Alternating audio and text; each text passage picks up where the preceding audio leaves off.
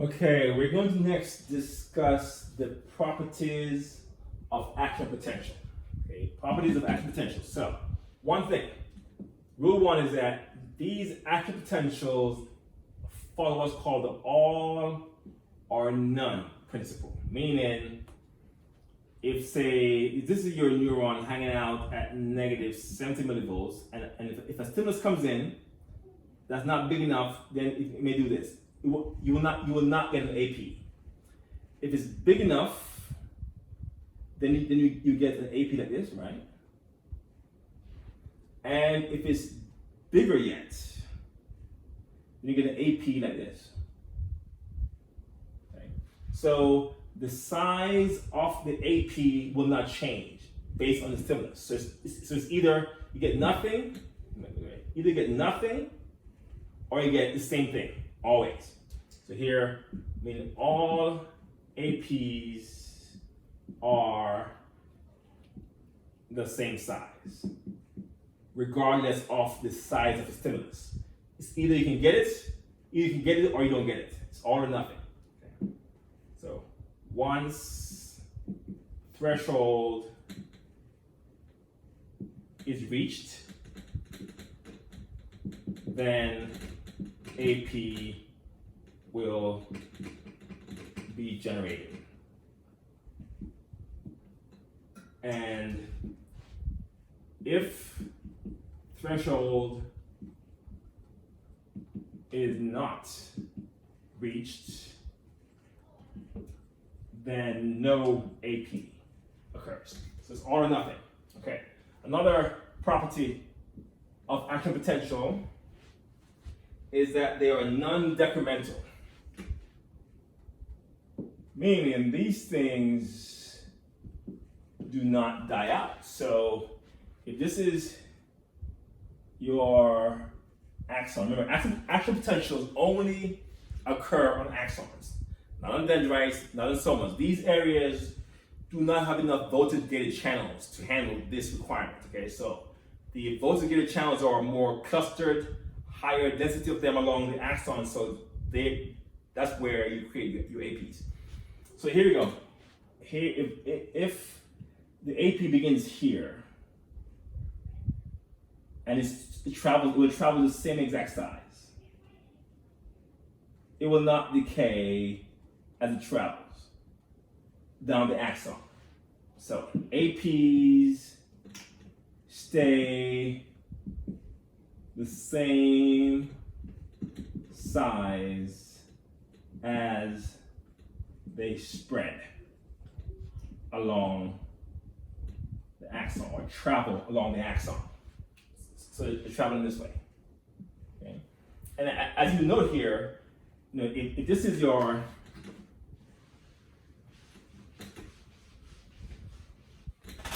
if this is the neuron, right? The AP is not this. It doesn't occupy the entire axon at once. It occurs in discrete areas and travels in those areas successively down the neuron. So as it travels down the neuron, it stays the same exact size. It doesn't get smaller, which is important. It allows for you then to send signals over long distances without losing the signal. Okay. Another factor, another property of action potentials is that they are irreversible.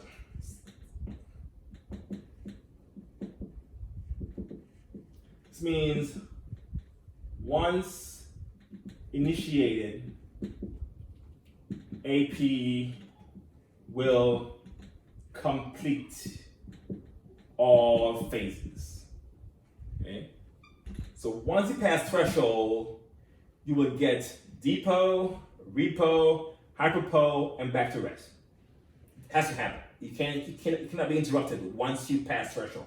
Okay? So once initiated, AP will complete. And also, once they begin at the axon hillock or in trigger zone, it will get to the end of the axon. So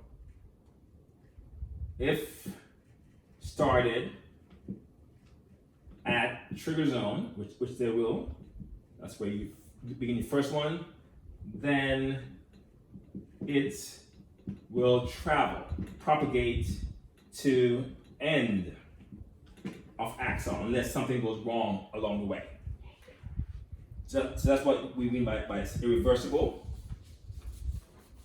And then there's something else called the refractory period. Okay. This one, let's draw this out. So the refractory period of an action potential. So again, remember the action potential is occurring in a small part of the time. So again, if this is your axon, the action potential may start, and this is your soma coming in like that. It may begin here, then go here, then go here, then go here. So it will spread along the axon. So there's a point in time where the membrane that's undergoing the action potential will be non-responsive. So that's called the refractory period. So the refractory period comes in two phases. So you have your absolute refractory period. During this time, period in time point, right? Time duration. During this time, no new action potential can be generated in the region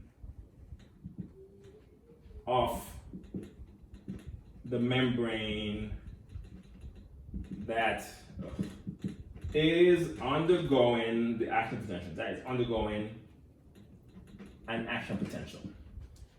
Meaning, if this part of the membrane is going through its action potential, right? At some point, it can fire. All right, so that's what the ARB means. In this absolute state, this one cannot fire a new one while it's busy doing the current action potential. Good? Yeah, not here. So then you have your relative refractory period. So let's first deal with the absolute refractory period. So during the action potential, if this is the action potential going on like this, okay. So this is time over here, and voltage on this side, okay. Voltage, time in milliseconds. So from threshold, this is threshold, from threshold to here to here, this time point, from once you're at threshold to the time it takes to return back to RMP, this time point, we call that the absolute refractory period under the curve, okay? And there are two parts to that absolute part. So we have part A, part B. Now,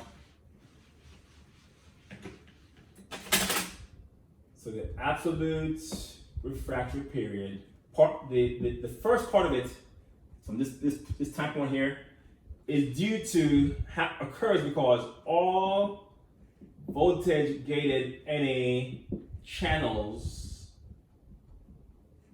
in that region of membrane are busy already, are occupied, and are unavailable to respond to new stimulus. So no matter what you do to the cell, that part, it won't fire because you have nothing to respond to it.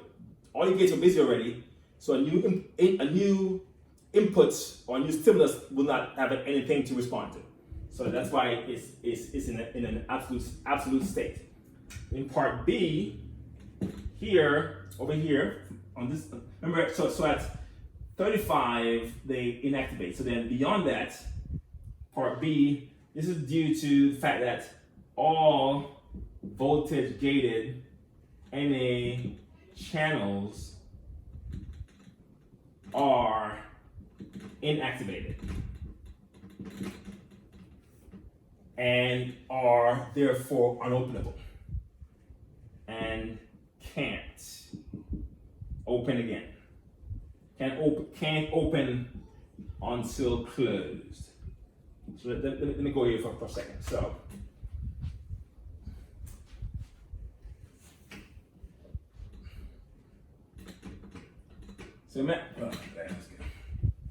a small board here. Okay, so if in the part B part, so this is your gate, your sodium gates.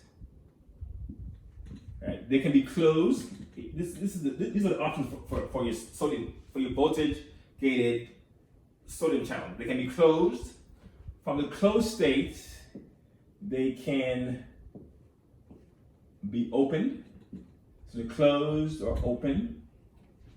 And then from the open state, they can be inactivated.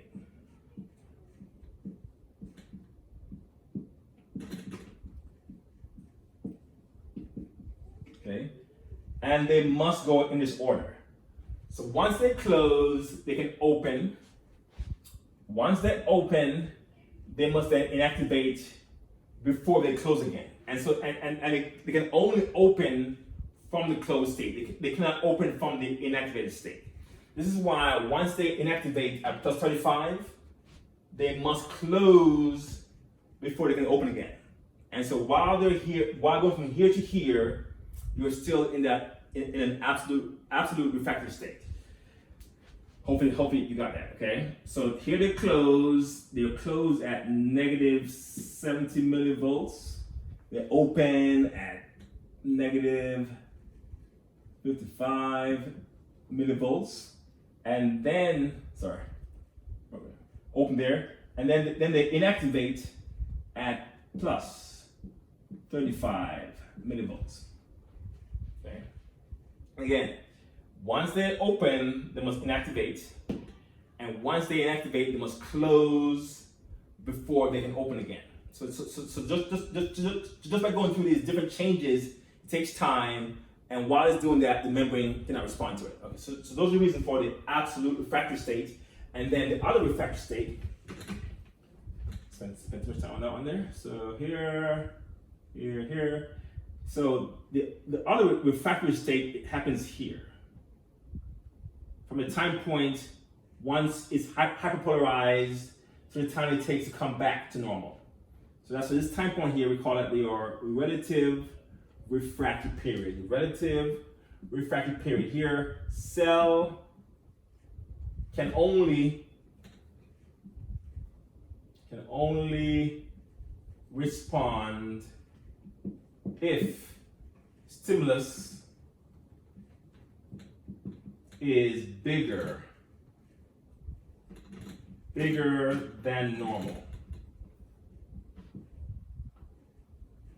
Right? Because before, the stimulus had to be just big enough to overcome to get to here. This is what you needed before, but now you have to overcome this extra here as well. So now it must be this big to get to fire in order to overcome the hyperpolarization. But it can fire, okay? Because once you're here, now your inactivated gates are now in the closed state. So now they're able to open again. And if you have a big enough hit, you can overcome this and get up to here and they'll fire again. Okay, so that's the refractory period. And the value of the refractory period is that it prevents the signal from going backwards. Let's go with that part. So the value of the absolute refractory period is this. So here you go. Let's say that you begin here. Remember the axon like this. You have the regions here. So let's divide it into regions, into discrete fireable regions.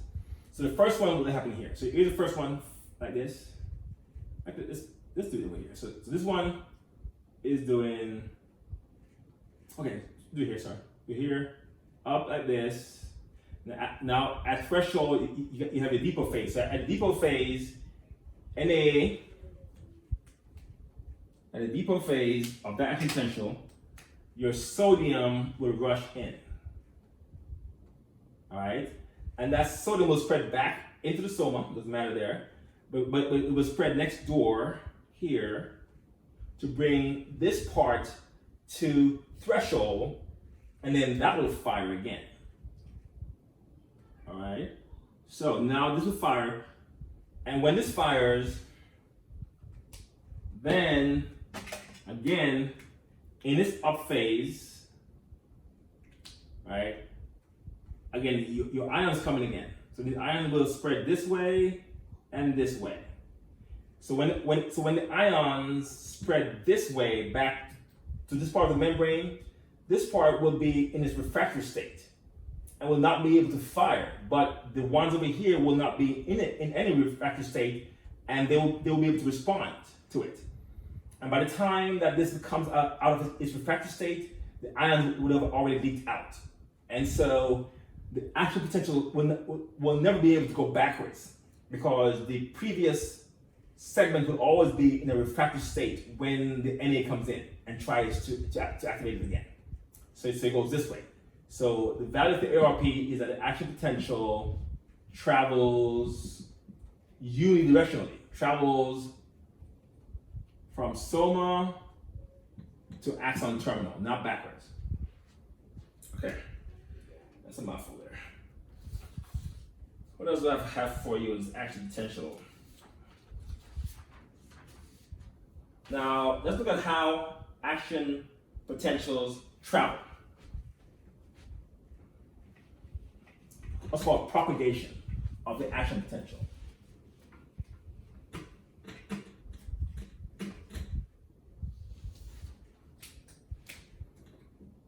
So propagation or conduction of the action potential.